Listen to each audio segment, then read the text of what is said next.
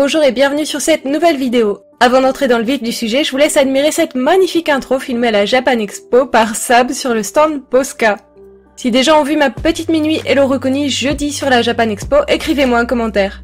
Je suis trop curieuse de savoir si certains d'entre vous ont visité la Japan cette année.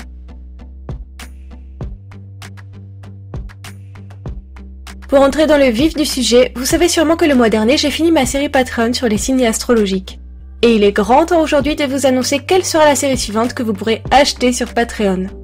Pour vous faire un rapide rappel, Patreon c'est un site sur lequel vous pouvez vous abonner pour soutenir mon travail au quotidien. En fonction du montant de votre abonnement, vous pouvez débloquer tous les mois des planches de coloriage, des prints et des stickers. Bien entendu, vous pouvez vous désabonner à n'importe quel moment, donc si vous ne voulez acheter qu'un print, c'est tout à fait possible. Et maintenant, la grande annonce. Après les signes astrologiques, la nouvelle série se nomme la Dark Academy. Avant de vous expliquer tout ça, on va commencer par le brouillon sur Procreate. Je commence toujours par vérifier que j'ai la bonne brush. J'utilise le crayon Procreate que vous pouvez trouver dans le menu Esquisse. Son rendu et sa texture sont extrêmement proches de celles d'un vrai crayon de papier. D'ailleurs, lorsqu'on incline notre stylet, on est capable de mimer le rendu d'une mine de crayon. Mais il n'y a pas que l'angle du stylet qui est important. La pression est aussi prise en compte. En appuyant plus ou moins fort, on peut obtenir un rendu différent comme on le ferait avec un vrai crayon. Et l'avantage de faire ces croquis en numérique, c'est qu'il n'y a plus jamais besoin de gommer, qu'on peut recentrer et redimensionner à l'infini nos dessins, et qu'on peut sauvegarder tous nos brouillons dans un même endroit sans jamais les perdre. Bref, vous l'aurez compris, faire mes croquis en numérique, ça m'a changé la vie. J'en profite aussi pour vous dire que si vous n'avez pas les moyens de vous acheter un iPad, vous pouvez tout à fait travailler en numérique sur un autre type de tablette graphique, et sur un autre logiciel également. Ce n'est pas parce que j'utilise Procreate que vous devez en faire de même. Il y a des solutions pour tous les budgets. Revenons-en à la Dark Academy. Vous l'aurez peut-être déjà compris en entendant son nom, mais il s'agit d'une école de magie. Mais elle ne se limite pas à des élèves sorciers. Vous pouvez y retrouver des fantômes, des vampires, des zombies et bien d'autres créatures. Chaque mois, je vais dessiner un de ces fantastiques élèves assis à son bureau. Et pour me compliquer la vie, j'ai décidé que lorsqu'on mettra toutes mes illustrations de cette série côte à côte, elles formeront une sorte de frise continue. En gros, il faut que le décor et les couleurs se prolongent naturellement d'un dessin à l'autre. Aujourd'hui, j'ai décidé de dessiner une élève revenante que j'ai appelée Kali. J'ai un peu coincé sur la tenue de Kali parce que je veux que tous mes élèves soient habillés avec l'uniforme de leur école. Du coup, j'ai préféré travailler le design de l'uniforme à part sur un autre dessin. Bien sûr, tous les élèves ne porteront pas forcément leur uniforme de la même manière. Mais j'avais besoin d'une ligne directrice dans la forme et dans les couleurs. Finalement, je suis assez contente de cette petite tenue, et si je dessine des élèves masculins, il faudra encore que j'imagine une variante de ce costume, parce que je ne vais pas mettre tout le monde en mini-robe. Une fois le brouillon terminé, on passe à l'ancrage. Et cette fois, je change de brush. Ma préférence va à Syrup, que vous pouvez retrouver dans le menu Ancrage. Je pense qu'on peut dire qu'elle s'apparente à un brush pen parce qu'elle est très sensible à la pression. Et si vous vous demandiez pourquoi je faisais mon croquis en rouge, eh bien c'est pour distinguer mon ancrage noir que je viens y mettre par-dessus. D'ailleurs, il faut faire attention à avoir notre brouillon et notre ancrage sur deux calques différents. Et un calque, ça porte bien son nom. Vous pouvez imaginer ça comme des feuilles transparentes qu'on superposerait. En gros, on vient dessiner notre ancrage sur une autre feuille, ce qui nous permet de masquer celle du brouillon à n'importe quel moment. On m'a souvent fait la réflexion que les non-habitués au numérique ne comprenaient pas forcément ce que je faisais sur Procreate. Mais pour moi, c'est extrêmement proche du traditionnel. À la différence près qu'on dessine sur un écran et pas sur une feuille. Mais en gros, je fais mon brouillon de manière complètement classique. Et c'est exactement la même chose pour l'ancrage, il n'y a rien de magique. Il faut repasser par-dessus son croquis avec son stylet, comme on le ferait avec un liner. Pour en revenir à notre petite Kali, son nom fait référence à l'Apocalypse, étant donné que je l'ai imaginé être la fille de la mort, qui est l'un des cavaliers de l'Apocalypse. Son père, la mort, est un jour tombé fou amoureux d'une mortelle, qui, naturellement, a fini par tomber enceinte.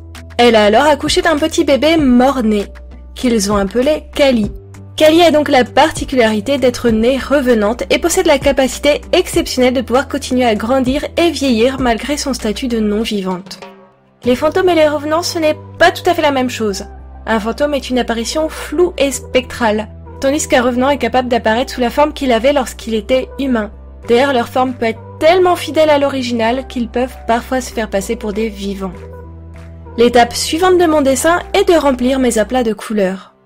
Pour ça, je crée un nouveau calque, parce que je veux que chaque zone de couleur soit bien distincte de mon line art. Vous remarquez qu'en faisant ça, le logiciel ne comprend pas qu'il y a un ancrage vu qu'il est sur un autre calque.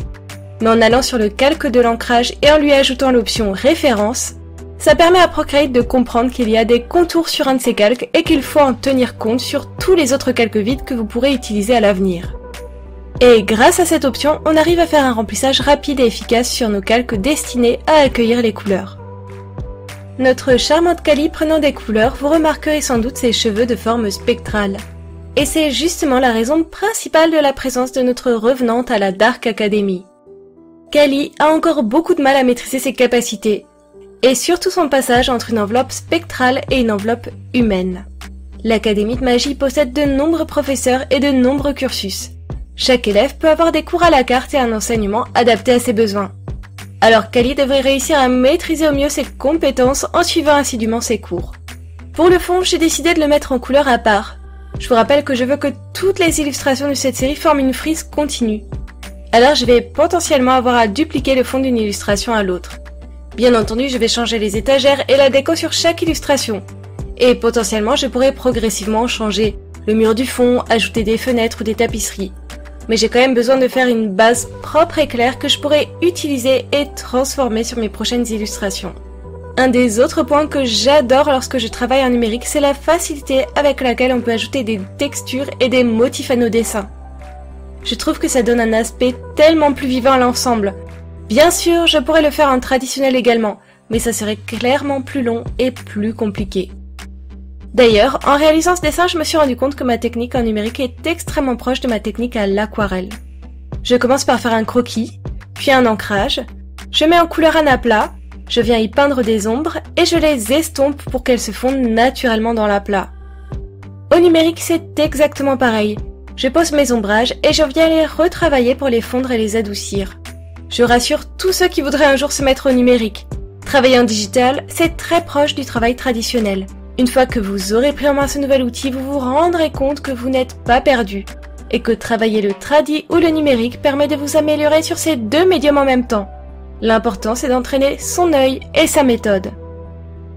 J'ai essayé de ne pas du tout zoomer et dézoomer en continu comme je le fais souvent quand je travaille en numérique. J'ai aussi essayé de ne pas afficher et désafficher mes calques constamment. J'ai vraiment voulu vous montrer aujourd'hui à quel point le numérique et le traditionnel peuvent avoir des points communs. Mais le numérique permet d'aller tellement plus loin, notamment dans les effets de couleur et de lumière. Je sais que beaucoup m'ont demandé de refaire une série Patreon en traditionnel, mais j'ai deux envies pour cette série qui m'en ont empêché. Déjà, cette envie de frise en continu dont je vous ai parlé. C'est bien plus facile à réaliser ça en numérique parce qu'on peut réutiliser les exactes mêmes couleurs. Ensuite, j'ai aussi envie d'essayer de faire une impression de luxe. C'est-à-dire que je veux ajouter du marquage métallique argenté sur certaines parties de mes cartes. Sur ce dessin par exemple, je veux mettre en argenté les espèces de nuées spectrales qui accompagnent Kali, les boutons et rayures de sa tenue, ses yeux, la chaîne de la lanterne et le sable du sablier. Je pense que ça pourrait vraiment ajouter un côté magique et particulier à cette série. D'ailleurs, pour en revenir un peu au dessin en lui-même, pour accompagner Kali, je lui ai déposé une faux derrière son bureau. Clin d'œil très certain à son père la mort. Surtout que Kali a pour ambition de travailler pour son père dans l'entreprise familiale à la fin de ses études. Elle veut pouvoir accompagner les âmes, les prévenir et les guider.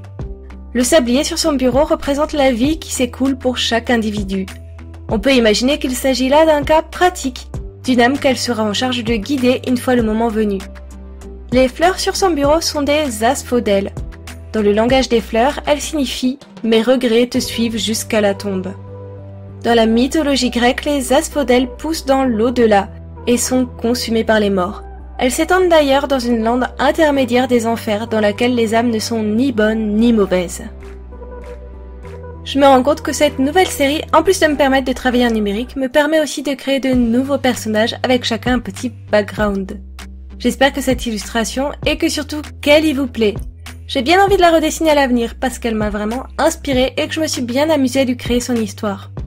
J'ai hâte d'avoir vos avis sur cette vidéo. Est-ce que cette nouvelle série vous plaît? Est-ce que j'ai réussi à attiser votre intérêt sur le numérique?